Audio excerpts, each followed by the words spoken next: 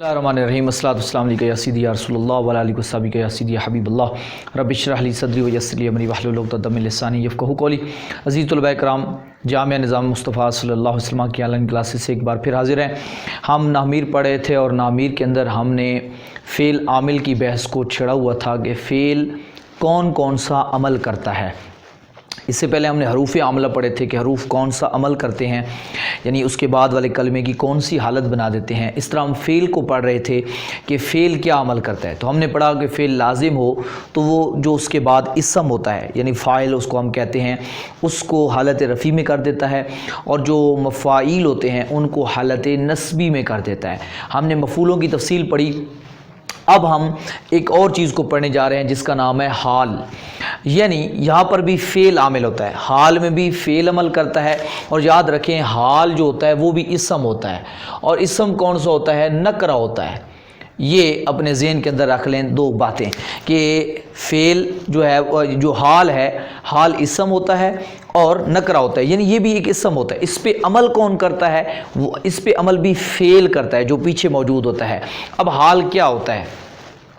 आसान लफ्ज़ों में ये समझिए कि जब आप कोई काम कर रहे हैं, यानी जब भी कोई बंदा काम कर रहा है, तो जो काम करते वक्त उसकी जो पोजीशन होती है, जो हालत होती है, उसको हम हाल कहते हैं। मसलन मैं कहता हूँ ज़ैद आया, यानी यहाँ पे ज़ैद हाज़िर हुआ, मौजूद हुआ, या ज़ैद हाज़िर हुआ।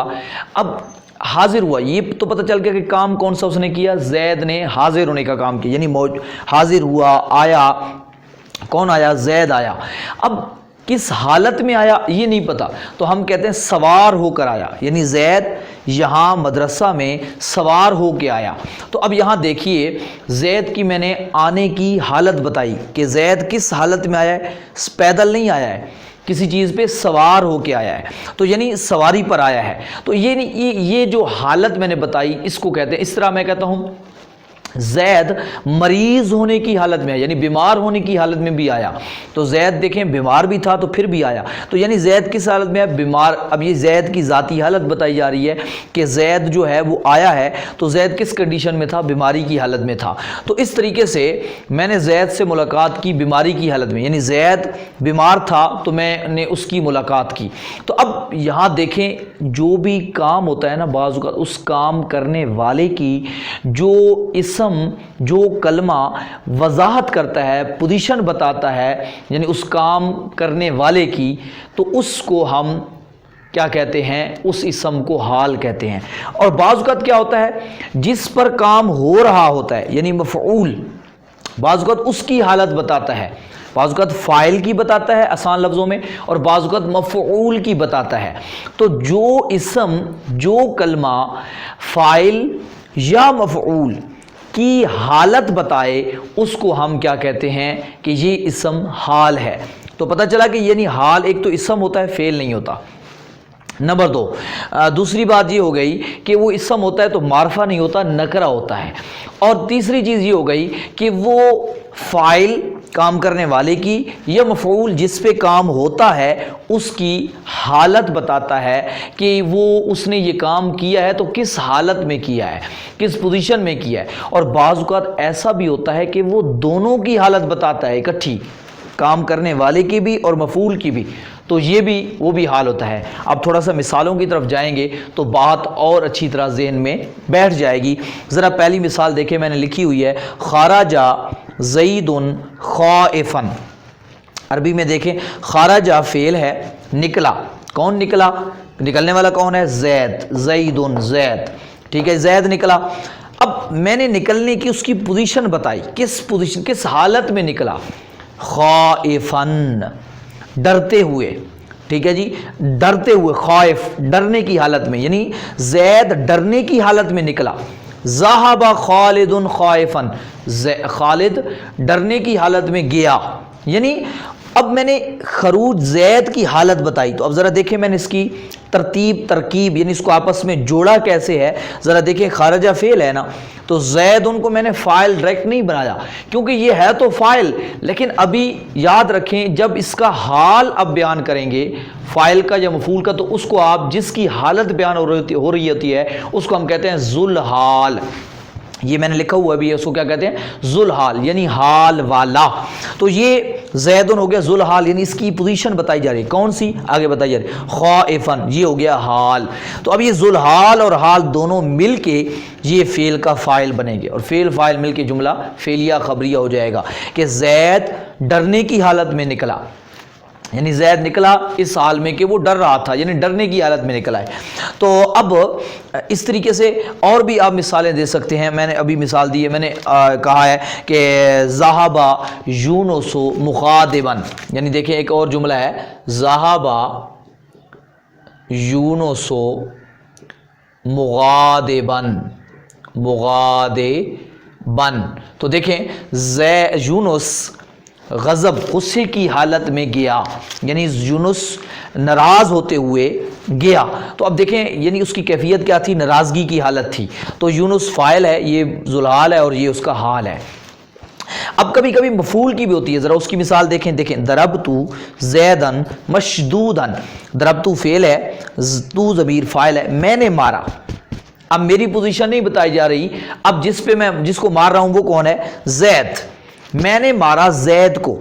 مشدودن، یہ مشدودن جو ہے وہ زید کی حالت بتا رہا ہے، بندھا ہوا، یعنی زید بندھا ہوا تھا تو میں نے اس کو مارا، یعنی زید کی پوزیشن بتائی جا رہی ہے کہ میں نے زید کو بندھے ہونے کی حالت میں مارا، یعنی زید بندھا ہوا تھا، باندھا ہوا تھا، تو میں نے اس پوزیشن میں اس کو مارا۔ تو یعنی زید کی اب پوزیشن بتائی گئی، میری نہیں بتائی گئی۔ تو ضربت فعل، تو ضمیر فاعل، اب زیدن ذوالحال ہے، مفعول، ٹھیک ہے، اور مشدودن اس کا حال ہے، ذوالحال اور حال مل کے اب مفعول بنا ہے، یعنی یہاں پہ مفعول کی حالت بتائی ہے۔ تو اب اس طریقے سے امید ہے آپ کو یہ بات سمجھ آئی ہوگی کہ حال جو ہوتا ہے وہ فاعل یا مفعول کی حالت بیان کرتا ہے، اور کبھی کبھی دونوں کی بھی بیان کرتا ہے۔ مثلا دیکھیں، میں ایک مثال دے دیتا ہوں، یہاں دیکھ لیں کہ میں کہتا ہوں لقیتو زیدن، اب دیکھیں دونوں کی حالت بیان کروں گا تو تثنیہ کی پوزیشن ہوگی، راکبین، ٹھیک ہے۔ اب دیکھیں فعل، تو ضمیر بھی یہاں ذوالحال ہے اور زیدن بھی ذوالحال ہے، ان دونوں کا یہ راکبین حال ہے۔ راکبین، راکبن کی تثنیہ ہے، راکبن ایک سوار ہونے والا، راکبان دو سوار، تو اس کی حالت نسبی جو ہوگی راکبان کی، راکبین۔ تو یہ دونوں ذوالحال کا حال سے مل کے یہ فاعل ہو گیا، یہ مفعول ہو گیا۔ تو کیا مطلب؟ میں نے ملاقات کی زید سے اس حال میں کہ ہم دونوں سوار تھے۔ کیا مطلب؟ زید بھی سواری پر تھا، میں بھی سواری پر تھا، ہم نے اس حالت میں ایک دوسرے سے ملاقات کی۔ تو دیکھیں راکبین، تو یہ راکبان تھا تو حالت نسبی میں آیا، کیونکہ آپ کو ابھی بتا رہا ہوں کہ فعل جو ہوتا ہے وہ اپنے حال کو نسب دیتا ہے، یعنی اس کو نسبی پوزیشن میں کرتا ہے۔ تو آپ نے دیکھا اگر مفرد شکل میں ہے تو خائفن پڑھا، مشدودن پڑھا، حالت نسبی پڑھ رہا ہوں، لیکن تثنیہ کی کیونکہ حالت نسبی کس کے ساتھ آتی ہے؟ یا نون کے ساتھ آتی ہے۔ آپ نے اسم متمکن کی 16 قسموں میں پڑھا تھا، تو وہی چیز یہاں پہ آ رہی ہے راکبین۔ تو آپ کو یہ میں پہلے پڑھا چکا ہوں، وہاں اس پہ تفصیل آپ پڑھ بھی چکے ہیں، نہیں یاد تو ایک بار دہرا سکتے ہیں۔ ایک طالب علم نے یہاں کہا بھی ہے کہ آپ جب لیکچر پڑھا رہے ہوتے ہیں تو آپ اس لیکچر کے اندر ہی ساری تفصیل بتا دیا کریں، جو آپ کہتے ہیں کہ پیچھے جا کے اس کو دیکھ لیں۔ تو دیکھیں اگر میں اسی کی تفصیل پڑھانا شروع کر دوں تو پھر اسی سبق پہ پورا ایک لیکچر ہو جائے گا، جب آلریڈی میں اس پہ ایک لیکچر ریکارڈ کرا چکا ہوں، آپ کو سمجھا چکا ہوں، تفصیل سے سمجھا چکا ہوں۔ تو یہاں میرا کہنے کا مقصد صرف اشارہ ہوتا ہے، آپ کے پاس وہ لیکچر پورا موجود ہوتا ہے تو آپ اس پہ جا کے آسانی سے صرف اس لیکچر کو، اس جگہ کو دیکھیں گے تو ایک مرتبہ دہرائی ہو جائے گی، کیونکہ آپ یہاں تک پہنچے ہیں تو اس کو پڑھ کے پہنچے ہیں۔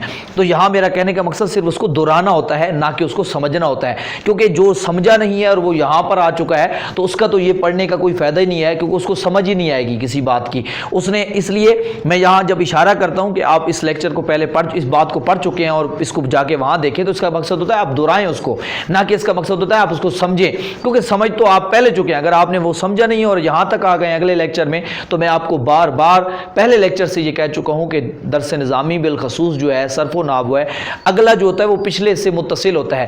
اگر آپ نے پچھلا نہیں سمجھا تو اگلا آپ کو کچھ بھی سمجھ نہیں آئے گا، یا آئے گا تو وہ 5-6-10% آئے گا، 90% آپ کو سمجھ نہیں آئے گا. اس وجہ سے یہاں ہر پچھلے کو آپ جوڑ کے اگلے کے ساتھ آئیں گے تو پھر آپ کو بات سمجھ آئے گی.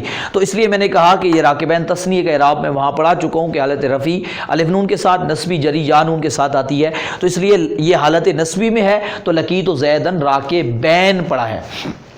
تو اب یہاں اب ایک اور چیز بھی سمجھ لیں، جو ذوالحال ہوتا ہے وہ معرفہ ہوتا ہے، اور حال جو ہوتا ہے وہ ہمیشہ نکرہ ہوتا ہے. یہ ذہن کے اندر رکھنا ہے.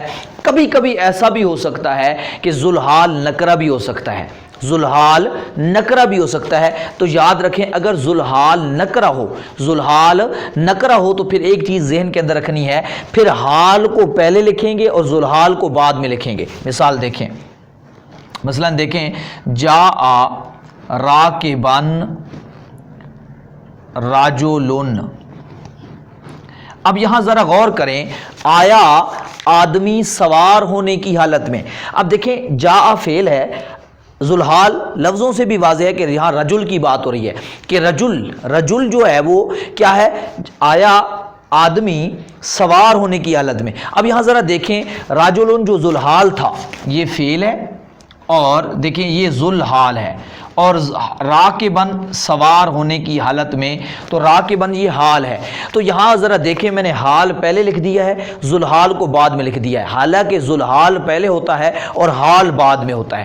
لیکن یہاں کیوں میں نے تبدیل کیا؟ جو ابھی میں نے قانون بتایا، وہ قانون یہ بتایا کہ جب بھی ذوالحال نکرہ ہو، ذوالحال اسم نکرہ ہو، تو اس وقت آپ نے حال، کیونکہ حال تو ہوتا ہی نکرہ ہے، تو آپ نے حال کو پہلے لکھ دینا ہے اور ذوالحال کو اس کے بعد لکھ دینا ہے. یہ ترتیب ہوگی جملے کی. ترجمہ وہی بنے گا کہ آیا ایک آدمی سوار ہونے کی حالت میں.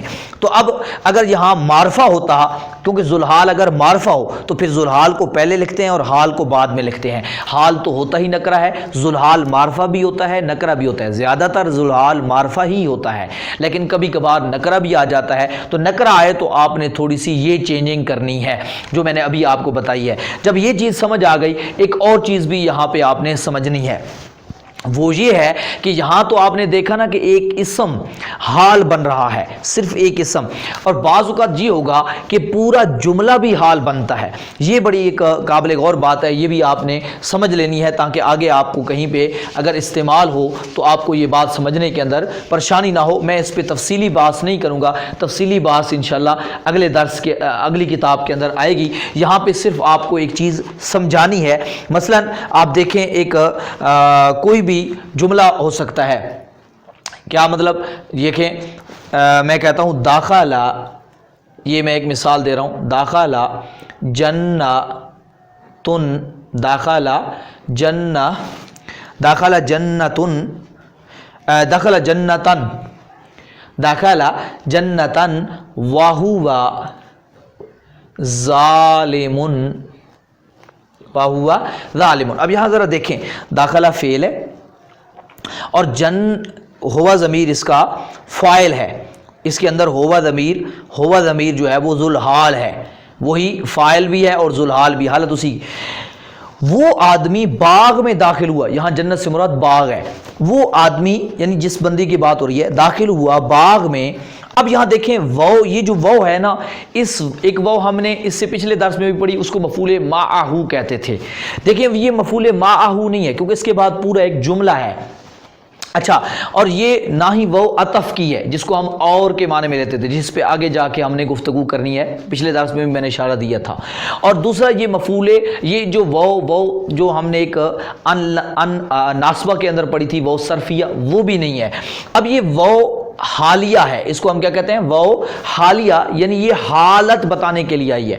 اب اس کے بعد پورا جملہ ہے، ہوا مبتدا ہے، دیکھیں ظالم اس کی خبر ہے، مبتدا خبر مل کے پورا جملہ اسمیہ خبریہ. آپ کو اگر پچھلا سبق یاد ہے تو جملہ اسمیہ خبریہ بتانے کا، تو وہی پورا جملہ اسمیہ خبریہ بن کر یہ اس ذوالحال کا حال بن رہا ہے. اور جنتن یہ مفعول ہے، ٹھیک ہے جی. تو اب فعل ذوالحال اپنے حال سے مل کے فاعل بن جائے گا نا. فعل فاعل مفعول مل کے جملہ فعلیہ خبریہ ہو گیا. مطلب سمجھیں ذرا, توجہ رکھیں تو بات سمجھ آ جائے گی.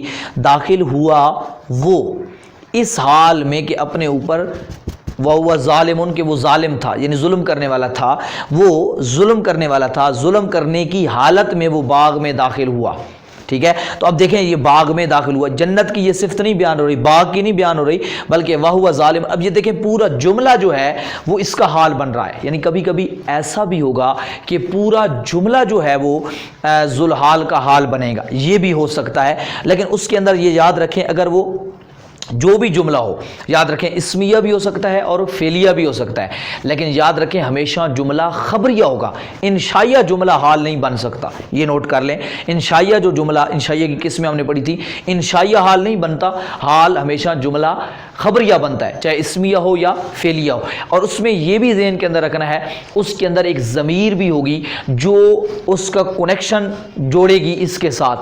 تو اس کے اندر ایک, جس طرح یہ دیکھیں ہوا ضمیر ہے, اگر فعلیہ ہوگا تو فعلیہ کے اندر بھی ایک ضمیر ہوگی. اس طریقے سے آپ اس کو دیکھ سکتے ہیں. یعنی بعض اوقات یہ واو لکھی ہوگی, یہ بھی ذہن کے اندر رکھیں, اور بعض اوقات یہ واو حالیہ موجود نہیں ہوگی. اچھا جملہ فعلیہ ہو تو یہ بھی ذہن رکھیں, اگر ماضی ہو تو ماضی کے شروع میں قد بھی لگا ہونا چاہیے. مثلا اگر یہاں پہ جملہ فعلیہ آ جاتا ہے تو تو وہاں آپ نے شروع میں قد بھی لگانا پڑے گا, قد بھی لگا دیں گے. یہ چند چیزیں آپ نے نوٹ کر لینی ہے. یعنی اگر واو بھی ہوگا ضمیر بھی ہوگی, جس طرح یہ لکھا ہوا ہے. بعض اوقات واو نہیں ہوگی, واو کے بغیر بھی ہو سکتا ہے. اور بعض اوقات کیا ہوگا, اگر جملہ فعلیہ ہو اور فعل ماضی ہو, یعنی اگر فعل ماضی سے وہ جملہ فعلیہ سٹارٹ ہو رہا ہو تو پھر آپ نے اس کے شروع میں قد بھی لگانا ہوگا. تو قد لگا ہوگا تو پھر آپ نے جو ہے وہ یہ بات کہہ دینی ہے. مثلا دیکھیں میں ایک مثال دے دیتا ہوں.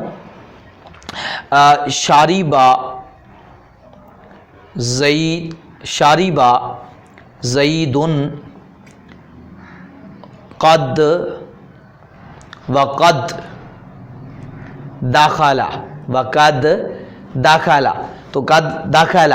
اب دیکھیں زید نے پیا داخل ہونے کی حالت میں, یہی جو ہی زید اندر داخل ہوا تو اس نے داخل ہونے کی حالت میں ہی شارب زید معن, زید نے پانی پی لیا. تو مطلب کیا ہے کہ زید نے داخل ہوتے ہی, تو اب دیکھیں میں نے ماضی لگایا تو ماضی کے شروع میں قد بھی لگا دیا, وقد واو بھی لگایا اور ساتھ قد بھی لگایا.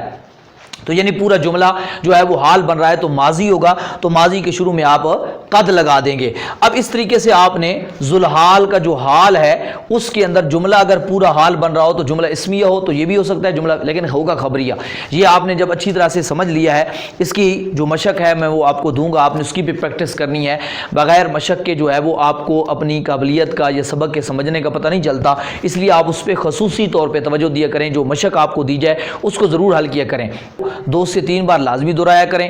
اگر جو چیز سمجھ نہ آئے واٹس ایپ نمبر شو رہتا ہے اس پہ آپ سوال کر سکتے ہیں, یہاں یوٹیوب پہ بھی سوال کر سکتے ہیں, اس کا جواب دینے کی کوشش کی جائے گی. اور مشق کو حل کر کے اپنے اندر صلاحیت پیدا کریں. ایک لیکچر کو 2 سے 3 بار لازمی سماعت کیا کریں, کسی جگہ سے سکپ نہ کیا کریں. جو نئے آتے ہیں ان سے گزارش کروں گا آپ پیچھے سے ترتیب سے سبق سن کے آئیں گے تو آپ کو سمجھ آئے گی, ورگرنہ آپ کو سمجھ نہیں آنے والی. انشاءاللہ اگلے درس کو مزید دیکھیں گے. والحمدللہ رب العالمین اجمعین برحمتک یا ارحم الراحمین.